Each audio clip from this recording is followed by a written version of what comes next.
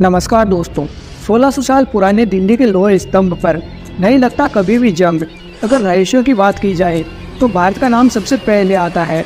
हमारे देश में हर प्राचीन वस्तुओं में कोई ना कोई रहस्य जरूर छिपा होता है। ऐसे ही एक रहस्य की आज हम बात करने वाले हैं। लोहे का एक ऐसा खंभा जिस पर 1600 सालों से भी अधिक समय तक जंग नहीं लगा। जी हाँ, हम बात कर रहे हैं दिल्ली के लोह स्तंभ की। भारत की राजधानी दिल्ली में एक ऐसा लोह स्तंभ है जो आज भी अपनी उस तकनीकों की वजह से दुनिया के तमाम वैज्ञानिकों को चुनौती दे रहा है।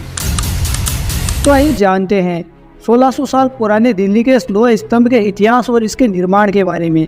दिल्ली का सबसे प्रसिद्ध और ऐतिहासिक कुतुब मीनार तो आपने देखा ही होगा, जिसे दुनिया की सबसे ऊंची ईंटों से बनी मीनार के रूप में जाना जाता है। इसी कुतुब मीनार के पास में एक बड़ा सा स्तंभ है जिसे हम लोह स्तंभ कहते हैं। इसके बारे में बहुत कम लोग जानते हैं, लेकिन इसका इतिहास सालों पुराना है। कहा जाता है कि यह स्तंभ करीब 1600 साल पुराना है। इस स्तंभ की सबसे बड़ी खासियत तो यह है कि यह शुद्ध लोहे से बना है और चाहे सर्दी हो, गर्मी हो या फिर बरसात हो, इस पर कभी भी जंग नहीं लगता। यह स्तंभ सदियों से खुले आसमान के नीचे खड़ा है। ये अपने आप में एक बहुत ही बड़ा रहस्य है। कई इतिहासकारों का मानना है कि सन 1739 में जब नादिर शाह दिल्ली पहुंचा, उस समय इस स्तंभ के बारे में उसने सुना कि यह किसी हिंदू राजा की याद में बनाया गया है। तब उसने इस स्तंभ पर तोप चलाने का आदेश दिया, जिसके निशान आज भी इस स्तंभ पर मौजूद है। इसके बाद इस स्तंभ पर तोप से हमला किया गया, लेकिन स्तंभ को मामूली खरोंचों के अलावा कुछ भी नहीं हुआ। इसके अलावा स्तंभ के पास वाली मस्जिद पूरी तरह ढह गई। यह देखकर नादिर शाह ने अपना इरादा बदल दिया और तोपों के हमले को वहीं रोक दिया। यह लोह स्तंभ 7 मीटर ऊंचा और इसका वजन करीब 6000 किलो से भी ज़्यादा है। इस लोह स्तंभ का 1 मीटर हिस्सा जमीन के अंदर तक गड़ा हुआ है। वैज्ञानिकों के अनुसार इस लोह स्तंभ का निर्माण लोहे के टुकड़े को गर्म करके जोड़कर किया गया है। इसके बावजूद भी इस स्तंभ पर जोड़ के कोई निशान नहीं मिलते हैं। रॉबर्ट हेड, जो कि एक धातु वैज्ञानिक है, उन्होंने इस स्तंभ पर काफ़ी अध्ययन किया और अपनी रिसर्च में लिखा कि यह स्तंभ रॉ आयरन से बना हुआ है। इस रॉ आयरन को पिघलाने के लिए कम से कम 2000 सेंटीग्रेड तापमान की आवश्यकता होती है।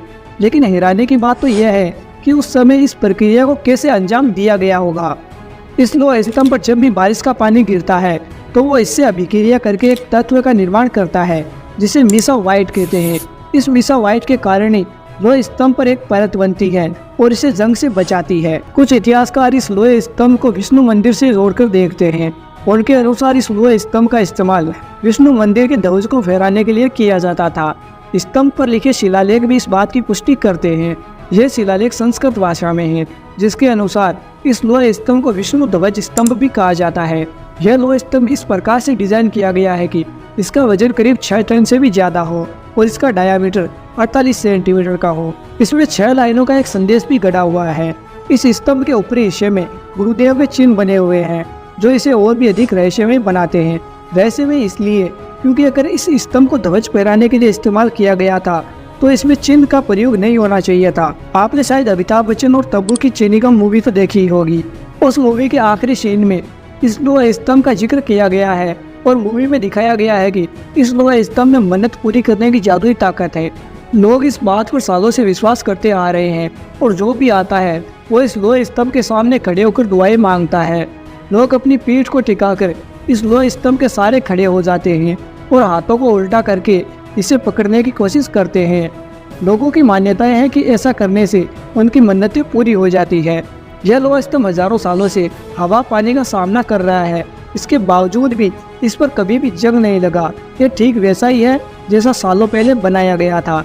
इसके पीछे के रहस्यों को जानने के लिए IIT कानपुर के विशेषज्ञ ने इस पर रिसर्च की थी। उन्होंने इस लोह स्तंभ का निरीक्षण किया और अपने अपने तर्क दिए। उनके अनुसार इस लोह स्तंभ को जंग से बचाने के लिए इसके ऊपर मीसा व्हाइट या बिस व्हाइट नाम के रासायनिक तत्व की पतली परत चढ़ाई गई थी। इसी परत के कारण आज तक इस लोह स्तंभ पर जंग नहीं लग पाया है। इस परत को बनाने के लिए जिस उस तकनीक का प्रयोग किया जाता था उसमें लोहे की तुलना में फास्फोरस की मात्रा केवल 1% होती थी। आज के समय में यह अनुपात आधे प्रतिशत तक भी नहीं होता है। लोहे के साथ फास्फोरस की अधिक मात्रा का सटीक अनुपात प्राचीन भारत के विज्ञान और तकनीक का सबूत देता है, जिससे आज के आधुनिक वैज्ञानिक भी दंग गए। IIT कानपुर के विशेषज्ञों में बाला सुब्रमण्यम और उनकी टीम मुख्य रूप से शामिल थी। उनकी ये रिसर्च आज भी जारी है। हो सकता है कि भविष्य में लोहे स्तंभ से जुड़ी अन्य जानकारियाँ और रहस्यों के बारे में हमें जानने को मिले। वीडियो पसंद आया तो वीडियो को लाइक कर दीजिए और चैनल को सब्सक्राइब कर दीजिए और बेल आइकन जरूर प्रेस करें ताकि आने वाले हर एक वीडियोज़ के नोटिफिकेशन आपको मिलते रहें।